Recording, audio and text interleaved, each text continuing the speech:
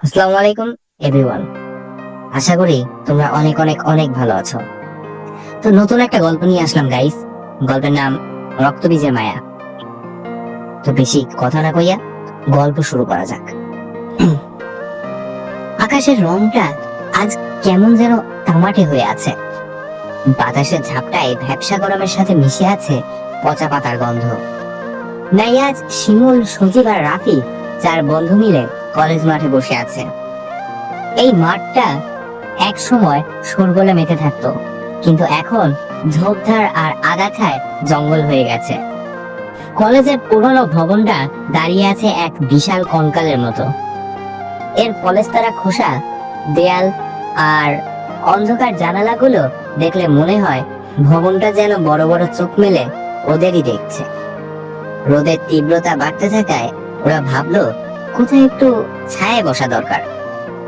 কলেজের পেছনের দিকের একটা ক্লাসরুমের দরজা আধ খোলা দেখে ওরা সেখানে ঢুকে পড়লো। ধুলায় ধূসরিত বেঞ্চ, দেয়ালে মাকড়সার জাল আর একটা ঝিমঝিম করা নীরবতা ঘরটি জুড়ে। নায়াজ একটা ভাঙা বেঞ্চে বসে ঘাম মুছতে মুছতে বলল, আচ্ছা, এই কলেজটা কি আর নতুন করে পুনর্নির্মাণ করবে না রে? এভাবে তো ভুতুড়ে বাড়ি হয়ে যাচ্ছে। আমরা যখন পাশ করে বের হব তখন কি এখানে মানুষ ঢোকার সাহস পাবে? শিমুল বিরক্তি সুরে বলতে থাকেন, ধুর ভাই, বাজেট নাকি পাশ হয়েছে কবে, কিন্তু কাজ শুরু হওয়ার কোনো নামই নাই। শুনলাম ঠিকাদার নাকি মাঝপথে কাজ ফেলে পালিয়েছে, বলে যে এখানে কাজ করতে গেলে রাতে নাকি অদ্ভুত শব্দ শোনা যায়। সজীব বলতে থাকে, আরে রাত তো ঠিকাদারের গল্প, আমার তো মনে হয় এখানে রাতের বেলা জিনের আসর বসে। দেখছিস না ওই কোনায় দপ্তরি আসলাম কাকা যেভাবে তাকিয়ে থাকে? লোকটা দিন দিন কেমন যেন অদ্ভুত হয়ে যাচ্ছে রে। আজ সকালেও দেখলাম একা একা গর্ত করতেছে আর বিড়বিড় করতেছে। রাফি বলতে থাকে, আসলাম কাকার কথা আর বলিস না, আগে লোকটা কত হাসি খুশি ছিল, আমাদের কত গল্প শোনাতো। এখন তো চোখ তুলে তাকালে মনে হয় গিলে খাবে। কথা নেই বার্তা নেই, খালি গজগজ করে। ঠিক সেই মুহূর্তে করিডোর দিয়ে একটা শব্দ ভেসে এলো, খটখট শব্দ, কোনো ভারী বুটের শব্দ হয়তো। শব্দটা ধীর, কিন্তু প্রতিটি পদক্ষেপে যেন মেঝের ধুলো উঠছে। চার বন্ধু এক মুহূর্তের জন্য নিশ্চুপ হয়ে গেল।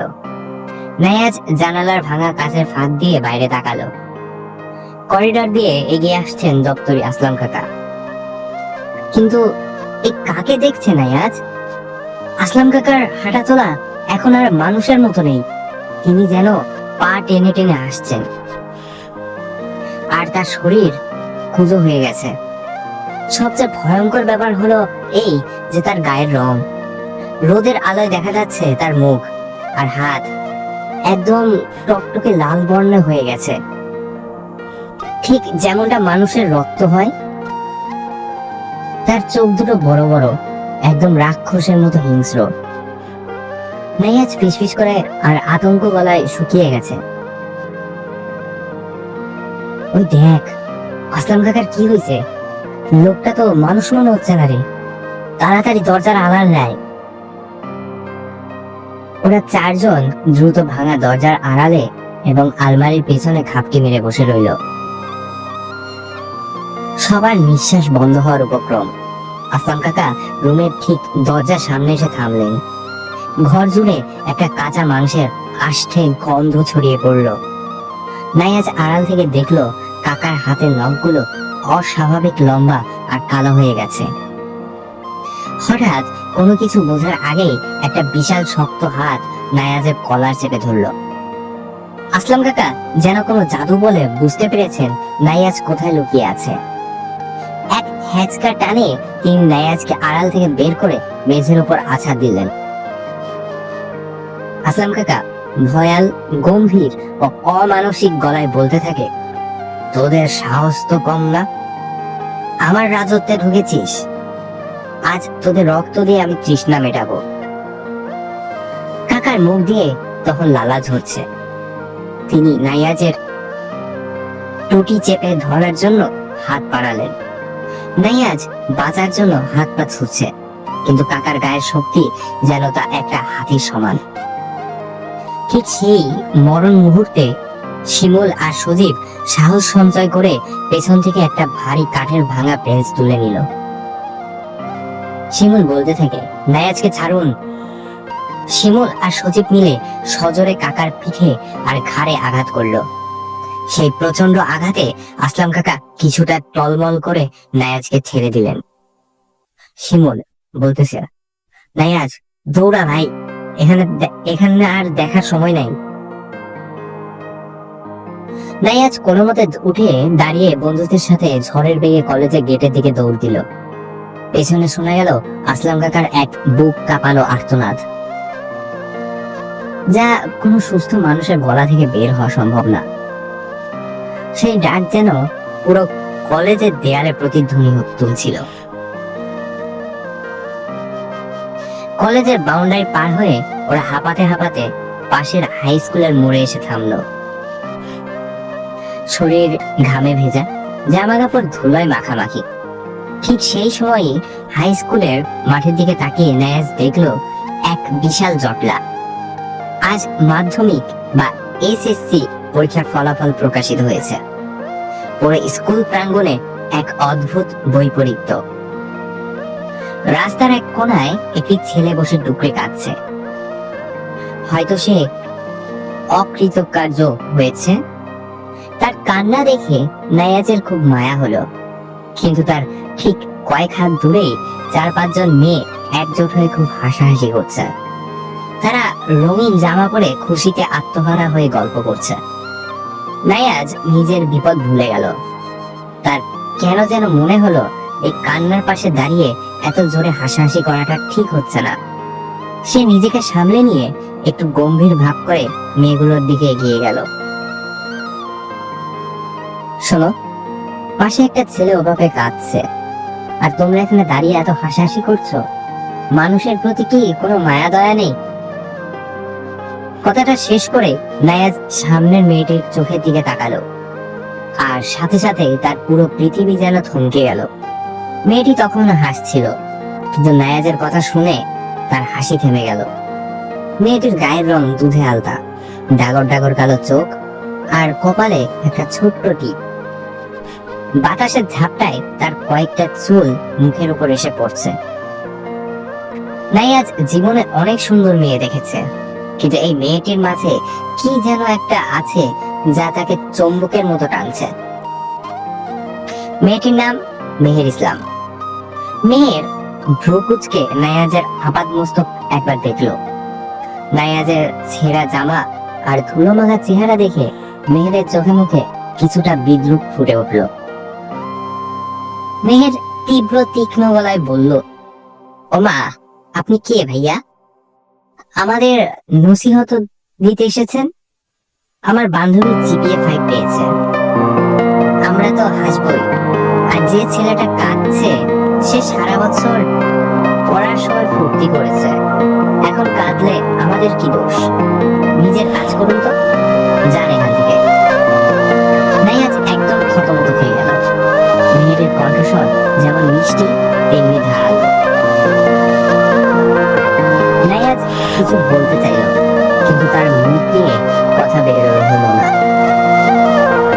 সে শুধু অপলক দৃষ্টিতে মেয়েদের মায়াবী মুখের দিকে তাকিয়ে রইল। মনে মনে ভাবলো, এই মেয়েটি যদি আমাকে একটা গালিও দেয় তাও শুনতে ভালো লাগবে। মেহের, কি হলো? এভাবে স্ট্যাচুর মতো দাঁড়িয়ে আছেন কেন? জামা কাপড়ের যে স্ত্রী, মারপিট করে এসেছেন নাকি? পেছন থেকে শিমুল এসে নাইয়াজের হাত ধরে টানলো। শিমুল বলতেছে, দোস্ত চল এখানে। আসলাম কাকা যদি ওই পাশ দিয়ে বেরিয়ে আসে তবে খবর আছে। পরে কাশ খাস, আগে জীবন বাঁচা। মেহের এক অদ্ভুত দৃষ্টিতে নাইয়াজের দিকে তাকিয়ে বান্ধবীদের নিয়ে রিক্সায় উঠে পড়লো। রিক্সা চলতে শুরু করলে মেহের একবার পেছন ফিরে তাকালো এবং হালকা হাসলো। সেই এক চিলতে হাসি নাইয়াজের হৃৎপিণ্ডের স্পন্দন বাড়িয়ে দিল কয়েক গুণ। নাইয়াজ বুঝলো আসলাম কাকার সেই ভয়ঙ্কর দুপুরটা তার জীবনের সবচেয়ে স্মরণীয় দিনে পরিণত হয়েছে একজোড়া চোখের কারণে।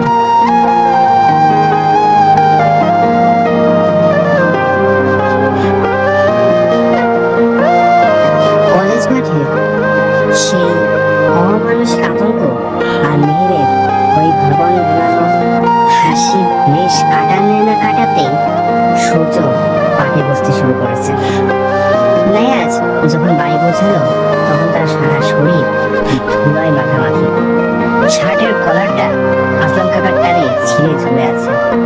তার চোখের সামনে তখনও বারবার ভেসে উঠছে কাকার ওই রক্তবর্ণ মুখ আর মেহেরের সেই পাকা চোখের চাহনি। নাইয়াজ ঘরে ঢোকা মাত্রই ড্রয়িং রুমে বসে থাকা বড় ভাই নাফিস ল্যাপটপ থেকে চোখ তুলে তাকালেন। নাফিস এলাকার বেশ প্রভাবশালী এবং গম্ভীর মানুষ। ছোট ভাইয়ের এই ছন্ন ছাড়া দশা দেখে তিনি ভুল বুঝে গেল। নাফিস গম্ভীর গলায় বললেন, এই যে নবাবজাদা, এই কি তোমার কলেজ থেকে ফেরার সময়? আর তোমার জামার এই দশা কেন? মনে হচ্ছে কোনো পাগলা কুত্তার সাথে লড়াই করে এসেছো। নাইয়াজ আমতা আমতা করতে লাগলো। সে জানে যদি আসলাম কাকার ওই রাক্ষসের রূপের কথা বলে তবে নাফিস ভাইয়া তাকে পাগল ভাববে অথবা কলেজে যাই বন্ধ করে দেবে। নাইয়াজ, না মানে ভাইয়া, ওটা ওটা ফুটবল খেলছিলাম তো, পড়ে গিয়ে কাটা তারে আটকে ছিঁড়ে গেছে। নাফিস, ফুটবল এই গরমে? মিথ্যা কথা বলাটাও অন্তত শেখ নাই আজ। যা, মা খাবার টেবিলে বসে আছে। আর শোন, ইদানিং কলেজের ওই দিকটায় যাস না। লোকে মুখে শুনছি ওদিকে নাকি কিছু ঝামেলা হচ্ছে। নাইয়াজ মনে মনে ভাবলো, ঝামেলা মানে তো রক্ত গঙ্গা বয়ে যাওয়ার অবস্থা ভাইয়া। কিন্তু মুখে কিছু না বলে ভেতরে ঘরে চলে গেল নাইয়াজ। খাবার টেবিলে মা রাবেয়া বেগম আর ছোট বোন নিধি আগে থেকে বসেছিল। নিধি ভীষণ চটপটে আর দুষ্টু। ভাইয়ার বিধ্বস্ত চেহারা দেখেই সে ফিক করে হেসে দিল। নিধি, আম্মু দেখো, ভাইয়ার চেহারা দেখে মনে হচ্ছে কোন সুন্দরী মেয়ে ওকে রাস্তার মাঝখানে পিটিয়ে এসেছে। ভাইয়া কার কাছে ঠেকা খেলে গো? নাইয়াজ বিরক্তি লুকিয়ে, তুই চুপ কর। কেন? আমি কেন চুপ করব? তুই চুপ করবি নিধি? সারাক্ষণ শুধু ফালতু কথা। মা, আজ কি তরকারি রান্না করেছ? মা, আজ কি তরকারি রান্না করছো? খুব ক্ষুধা লাগছে। মা উদ্বিগ্ন হয়ে, নাইয়াজ, তোর বাবা আজ ফিরলে তার সাথে কথা বলবি। তিনি শুনলেন কলেজের দপ্তরি নাকি পাগল হয়ে গেছে, কাকে যেন কামড়ে দিয়েছে। তুই কি আসলাম কাকাকে দেখেছিলি আজ? তুই কি তোর আসলাম কাকাকে আজ দেখেছিলি? নাইয়াজ খাবারের গ্লাস মুখে নিতে গিয়ে থেমে গেল।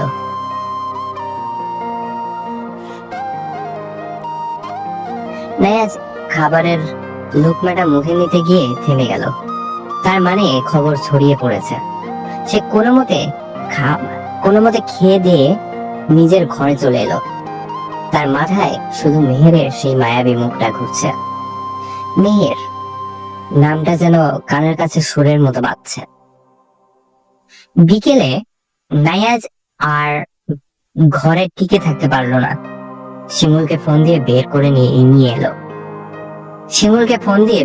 নিয়ে এলো। ওদের কলেজের পাশে যে বড় মাঠটা আছে সেখানে বিকেলে স্কুলের মেয়েরা আড্ডা দেয়। নাইয়াজ আশা করছিল সেখানে হয়তো মেহেরকে পাওয়া যাবে। পুরো এলাকা তখন গোধূলির আলোয় মায়াবী হয়ে আছে। নাইয়াজ আর শিমুল মোড়ে আসতেই দেখলো মেহের তার দুই বান্ধবীর সাথে একটা রিক্সার জন্য অপেক্ষা করছে। মেহেরের পরনে একটা হালকা আকাশি রঙের সালোয়ার কামিজ, হাতে কয়েকটা কাচের চুড়ি।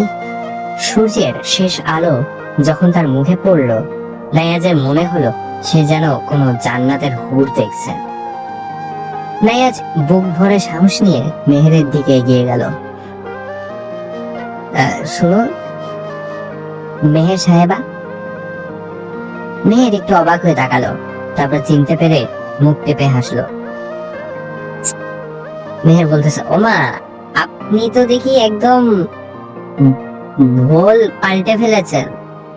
দুপুরে তো মনে হচ্ছিল কোনো কয়লার খনি থেকে এসেছেন, এখন তো দেখি একদম হিরো সেজেছেন। বাহ, নামটা তো বললেন না? নায়েজ বলতেছে, আমি নায়েজ ইসলাম। আসলে দুপুরে ওই কলেজে আসলাম কাকা। মেহের হঠাৎ গম্ভীর হয়ে যায়। মেহের, আসলাম কাকার কথা আর বলবেন না। আমার আব্বু হাই স্কুলের হেডমাস্টার। তিনি আজ দুপুরে খুব চিন্তিত হয়ে ফিরেছেন। তিনি বলছিলেন আসলাম কাকার ভেতরে নাকি কোনো পুরনো আত্মা ভর করেছে। আপনি কিছু দেখেছেন? নায়াজ মেহেরের খুব কাছে গিয়ে গেল। মেহেরের শরীরে হালকা পারফিউমের ঘ্রাণ নায়াজের মাথা ঘুরিয়ে দিল। সে ফিসফিস করে বলল, আমি শুধু দেখেছি তা নয় মেহের, আমি আজ তার হাত থেকে বেঁচে ফিরছি। মেহেরের চোখে ভয় আর মায়া ফুটে উঠল। সে অজান্তেই নায়াজের হাতের কবজিটা চেপে ধরল। আপনি ঠিক আছেন তো? উনি তো শুনেছি খুব ভয়ঙ্কর হয়ে গেছেন। আপনি কেন ওনার সামনে গিয়েছিলেন? মেহেরের হাতের নরম স্পর্শে নায়াজের মনে হলো দুনিয়ার সব বিপদ তুচ্ছ। সে মেহেরের চোখের দিকে সরাসরি তাকালো। নায়াজ বলতেছে, তোমাকে একবার দেখার জন্য যদি আবার আসলাম কাকার সামনে যেতে হয়, আমি তাও রাজি। মেহের লজ্জায় লাল হয়ে গেল এবং হাতটা সরিয়ে নিল। আপনি খুব অসভ্য তো, প্রথম দিনে এইসব কথা। রিক্সা এসে গেছে, আমি যাই। রিক্সা চলতে শুরু করলে মেহের পেছন ফিরে তাকিয়ে একটা মায়াবী হাসি দিল। নায়াজ দাঁড়িয়ে দাঁড়িয়ে সেই দৃশ্য দেখতে লাগলো, যেন কোনো সুন্দর স্বপ্ন। রাত 10টা। নায়াজ তার ঘরে বসে মেহেরের কথা ভাবছিল। হঠাৎ জানালার বাইরে দিয়ে একটা অদ্ভুত খসখসে শব্দ হলো। নায়াজ টর্চ নিয়ে জানালার কাছে গেল। টর্চের আলো ফেলতেই সে তা দেখলো, তাতে তার হৃৎপিণ্ড গলার কাছে চলে এলো। নিচে বাগানের দেয়ালে আসলাম কাকা দাঁড়িয়ে আছেন, কিন্তু এটার মানুষ না। তার শরীরে দিয়ে আগুনের মতো লাল আভা বের হচ্ছে, নখগুলো তলোয়ারের মতো লম্বা। আসলাম কাকা উপরের দিকে তাকিয়ে নায়াজের দিকে অদ্ভুত এক ক্রূর হাসি হাসলেন। তার দাঁতগুলো ধারালো হয়ে বেরিয়ে আসছে। আসলাম কাকা ভয়াল খসখসে গলায়, নায়াজ তুই আবার? নায়াজ তুই আমার খাবার চুরি করেছিস, আমি তোকে ছাড়বো না, তোর রক্তে আমার তৃষ্ণা মিটাবো। কাকা নিমিষের মধ্যে দেয়াল বেয়ে উপরের দিকে উঠতে শুরু করলেন। নায়াজ চিৎকার দিতে চাইলো, কিন্তু গলা দিয়ে শব্দ বেরোচ্ছে না। ঠিক সেই সময় তার মোবাইলে একটা মেসেজ এলো। মেহের পাঠিয়েছে। মেসেজে লেখা, নায়াজ সাবধানে থাকবেন। আব্বু বলেছেন আজ রাতে আসলাম কাকা কাউকে আক্রমণ করতে পারে, প্লিজ দরজা জানালা বন্ধ রাখুন। নায়াজ বুঝতে পারলো প্রেম আর মৃত্যু আজ যেন হাত ধরাধরি করে তার দরজায় দাঁড়িয়ে আছে। আসলাম কাকা যখন জানালার গ্রিল ধরে হ্যাচকা টান দিলেন, নায়াজ পেছনের দিকে ছিটকে পড়ল। তো বন্ধুরা, কেমন লাগলো আজকের এই গল্পটা? আর দ্বিতীয় পর্ব চাইলে অবশ্যই বেশি বেশি লাইক, কমেন্ট আর শেয়ার করবা। আর চ্যানেলে নতুন হয়ে থাকলে চ্যানেলটা অবশ্যই সাবস্ক্রাইব করতে ভুলো না। দেখা হবে পরবর্তী ভিডিওতে, পরবর্তী পর্বে। আল্লাহ হাফেজ।